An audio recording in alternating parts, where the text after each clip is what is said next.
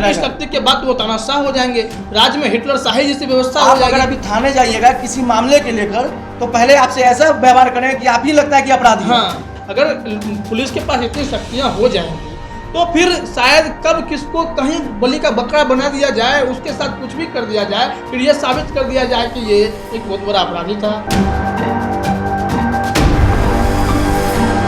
नमस्कार, मैं हूं रंजीत झा और आप देख रहे हैं न्यूज पीआर। हमारे साथ हैं हमारे सहयोगी क्राइम रिपोर्टर विक्रांत। विक्रांत, आपका विशेष स्वागत है। सबसे पहले आज हम जो चर्चा करने वाले हैं, ये हम क्राइम रिपोर्टर हमारे साथ हैं, तो आपको मैं थोड़ा मुद्दा समझा देता हूं। दरअसल बिहार सरकार एक विधेयक लाने जा रही है। वो विधेयक है बिहार विशेष सशस्त्र पुलिस विधेयक। इस विधेयक को लेकर के अब विवाद भी शुरू हो गया है। विपक्ष हंगामा कर रहा है और इस विधेयक को काला कानून तक कहा जा रहा है। तो इसमें काला क्या है, इन सारे बिंदुओं को मैं आपको समझाता हूं, तब आप भी तय कीजिएगा। साथ ही साथ हम विक्रांत से भी समझेंगे कि बिहार विशेष सशस्त्र पुलिस विधेयक या जब पास होगा तो पुलिस की शक्तियां कैसे बढ़ जाएंगी और पुलिस की शक्तियां बढ़ेंगी तो इसका उपयोग दुरुपयोग क्या होगा, इन सब पहलुओं पर हम चर्चा करेंगे। सबसे पहले आपको बता देते हैं, यह विधेयक 23 मार्च को सदन में पेश किया जाएगा, दोनों सदनों में, विधान परिषद में भी और विधानसभा में भी। लेकिन इसे पास हो जाने की जो स्थिति है वह अभी साफ नहीं है, क्योंकि विपक्ष ताकतवर है, विरोध भी तगड़ा होगा। इससे पहले ही सांकेतिक तौर पर इस बिल की कॉपियों को सदन में फाड़ दिया गया। उनका यह अधिकार था, उन्होंने फाड़ा। उन्होंने कहा कि इससे हमारे मौलिक अधिकार का हनन होगा, इस वजह से इसे फाड़ भी दिया गया है। आगे 23 मार्च को इसका बृहत रूप देखने को मिलेगा। सपोर्ट में मंत्री की ओर से कहा गया, मंत्री श्रवण कुमार ने कहा कि पहले इस विधेयक पे चर्चा हो जाए, उसके बाद ही जो आगे हम लोग इस पे बहस करेंगे, क्या हो सकता है क्या नहीं हो सकता है। विपक्ष ने कहा इसे प्रवर समिति के पास भेज दिया जाए। ये बहुत सारे विवाद हुए हैं। पहले मैं आपको बता देता हूं कि यह जो विधेयक है, जो इसमें पुलिस को इतनी शक्तियां दी जा रही हैं, उसमें क्या क्या है। कुल 5 मुद्दे हैं जो मैं बताने जा रहा हूं आपको, जो हमारे पास हैं। बताया जाता है कि इसमें बिना वारंट के किसी को भी गिरफ्तार करने की शक्ति पुलिस को दे दी जाएगी। यानी बिहार में पुलिस राज की यह शुरुआत होने जा रही है। बिना वारंट के किसी के यहाँ भी तलाशी ली जा सकती है। गिरफ्तारी के बाद जो प्रक्रिया की जाती है उसके लिए छूट मिल जाएगी। जघन्य अपराधियों को पुलिस दंड तक दे सकेगी। इससे आप सोच सकते हैं कि जघन्य अपराध की कैटेगरी क्या होगी, उसको श्रेणी कैसे तय किया जाएगा, और उस पर पुलिस अगर दंड देगी तो फिर कोर्ट क्या करेगा। न्यायालय द्वारा अपराध का संज्ञान लेने की प्रक्रिया में उसमें भी बदलाव है। अगर कोई विशेष पुलिस जो होंगी जिसके पास ये शक्तियां दी जाएगी, वह पुलिस किसी अपराध के आरोपित हो जाते हैं तो उस वक्त कोर्ट के पास यह शक्ति नहीं होगी कि वह संज्ञान ले सके। इसके साथ ही कोर्ट तभी किसी भी मैटर पे संज्ञान लेगा जब यह विशेष पुलिस उनसे यह आग्रह करेगी कि अब इस मामले में आप दखल दे सकते हैं। मतलब कोर्ट पहले डायरेक्ट दखल देता था, लेकिन अब पुलिस के पास इतनी शक्तियां हो जाएंगी जिनके उपयोग और दुरुपयोग होने की संभावनाएं बढ़ जाती हैं। तो विक्रांत, आप हमें जरा बताइए, ये जो आपने विधेयक, आप भी इसको रीड कर रहे होंगे, जो बिना वारंट के गिरफ्तारी, बिना वारंट के तलाशी, ये क्या उचित लग रहा है क्या आपको? देखिए, पहले तो कोर्ट के बारे में हम लोग टिप्पणी नहीं करेंगे, क्योंकि ये विधेयक में जो पास हुआ उसके लेकर हम लोग इस पे चर्चा कर रहे हैं। और जहां तक ये बात हो रही है कि बिना वारंट की गिरफ्तारी, बिना वारंट की जांच करना या गिरफ्तार कर लेना, ये कहीं ना कहीं एक काला कानून इसको कहा जा रहा है। अगर इस विधेयक की बात की जाए तो अगर लोगों की राय ली जाए तो साफ तौर पे लोगों का कहना है कि ये काला कानून है और नीतीश कुमार ये जबरन कानून को लाने की प्रक्रिया कर रहे हैं। हालांकि ऐसा नहीं होना चाहिए, इसलिए क्योंकि अगर किसी को बिना वारंट का गिरफ्तार कर लेते हैं या बिना वारंट के आप किसी के घर में जा रहे हैं तो कहीं ना कहीं किसी का मौलिक हनन हो रहा है। यानी इस तरह से देखा जाए कि जो अगर बाहुबली है, जो पैसे वाले हैं, वो पुलिस को खरीद सकते हैं। तो इसका मतलब ये है कि पुलिसिया राज हो जाएगा बिहार में। खास करके बात की जाए तो ऐसे भी अभी जैसे कोर्ट है, मानवाधिकार है, इससे पुलिस डरती है कि कोई अगर गलत काम करे तो इस पे एक्शन होता है। लेकिन अगर ये विधेयक पास हो जाता है, ये बिल पास हो जाता है, तो कहीं ना कहीं ये लोगों के लिए खनन होगा, क्योंकि पुलिस फिर अपना गुंडागर्दी करेगी। किसी को भी वो गिरफ्तार कर सकती है, किसी को वो जेल भेज सकती है, किसी को भी दंड दे सकती है, यानी सजा दे सकती है। तो ऐसा कानून जो लाना, ये कहीं ना कहीं विफल साबित हो सकता है। ये सारी बातें, जैसे कि आपने कहा कि मौलिक अधिकारों का हनन होगा, आपको ये नहीं लगता है कि जैसे अभी म्यांमार में तख्ता पलट हो गया, सेना का शासन है, सेना दौड़ दौड़ के आम नागरिकों को मार रही है, पीट रही है, अगर पुलिस शाही राज्य में शुरू हो जाए, पुलिस को इतनी शक्तियां मिल जाए जिसका दुरुपयोग हो जाए, तो आम जनता के लिए जीना मुश्किल हो जाएगा।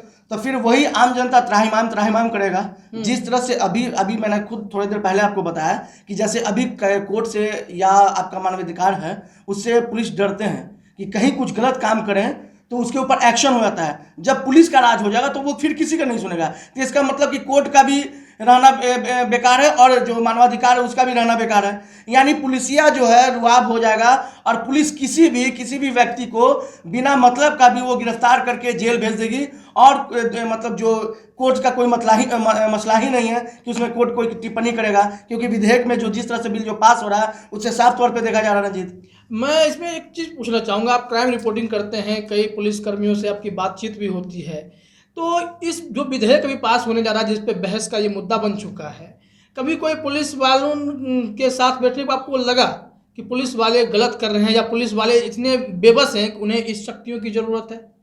देखिए, अगर बिहार की बात की जाए तो बिहार में आप दोनों पहलू को देखिए।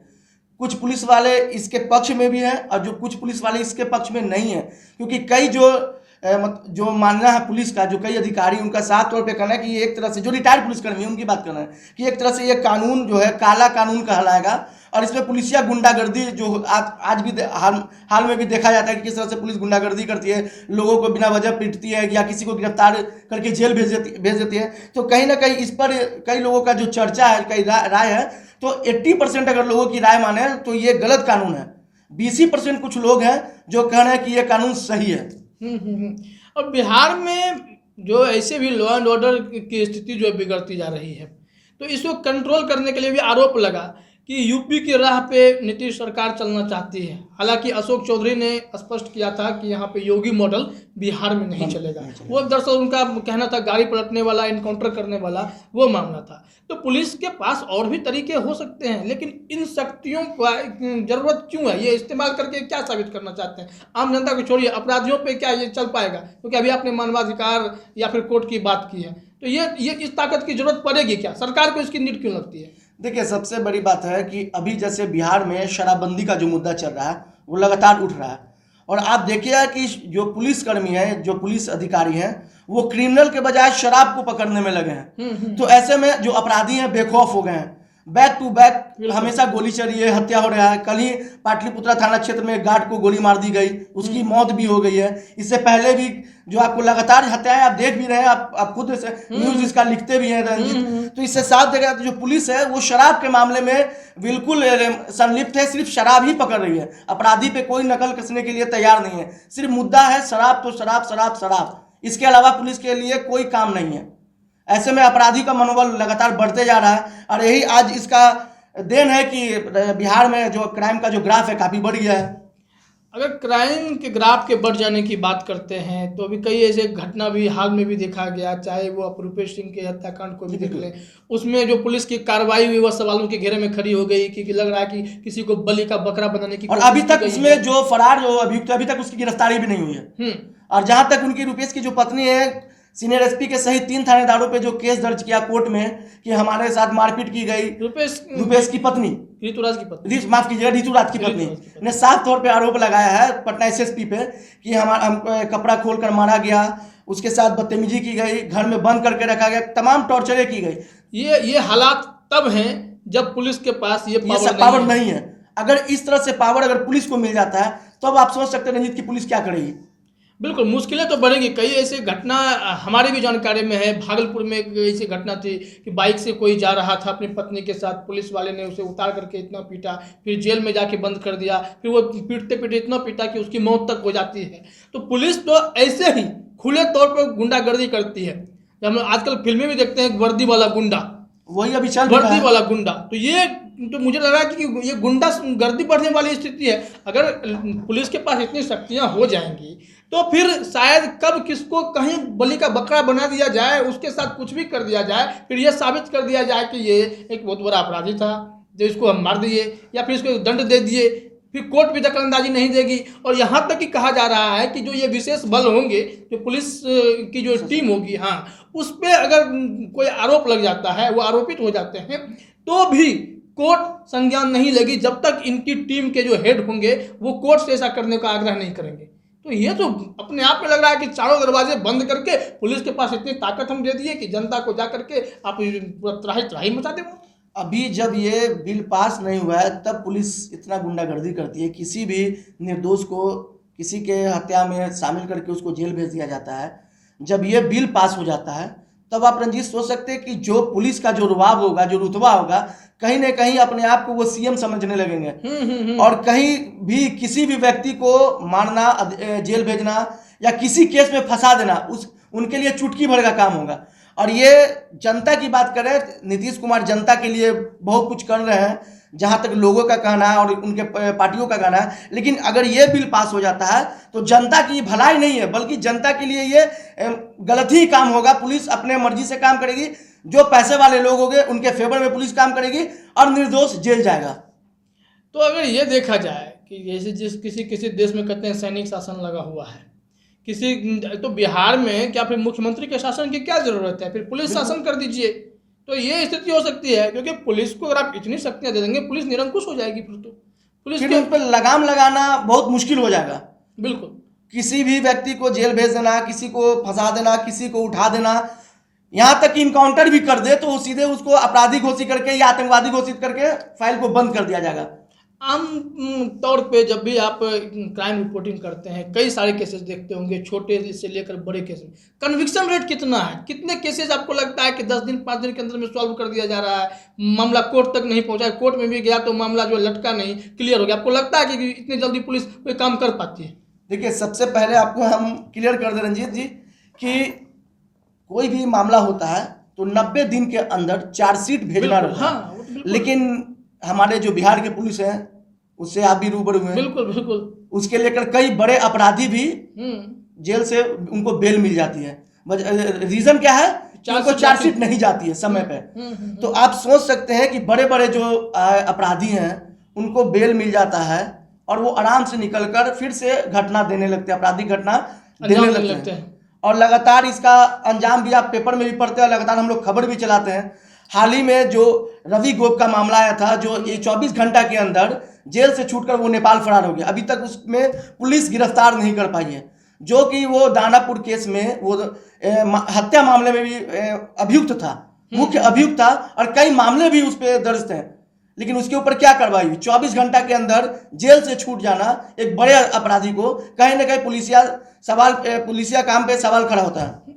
इसमें अगर देखा जाए तो क्या इस शक्तियों के आ जाने से क्या पुलिस के काम करने की जो कार्यशैली जो उनकी है, उनका जो वर्किंग स्टाइल है वो बदल जाएगा? क्या अपराधियों पे नकेल कसा जा सकेगा? आपको लगता है कि ये पावर दे देने से हो जाएगा? क्योंकि इसका मतलब है कि पुलिस वालों ने अपने पावर का रोना रोया होगा सरकार के पास कि हमको ये ताकत दे दीजिए, हमें ये ताकत दे दीजिए, फिर जा करके जो है हम ये सब काम कर लेंगे। लेकिन आप एक अपराधी को भागने का मौका दे देते हैं, किसी के बदले किसी को पकड़ लेते हैं, तमाम तरह के आपके ऊपर अलग अलग आरोप लगते हैं, तो आपको लगता है क्या इन सारे पावर्स के आ जाने के बाद क्राइम एकदम कंट्रोल हो जाएगा?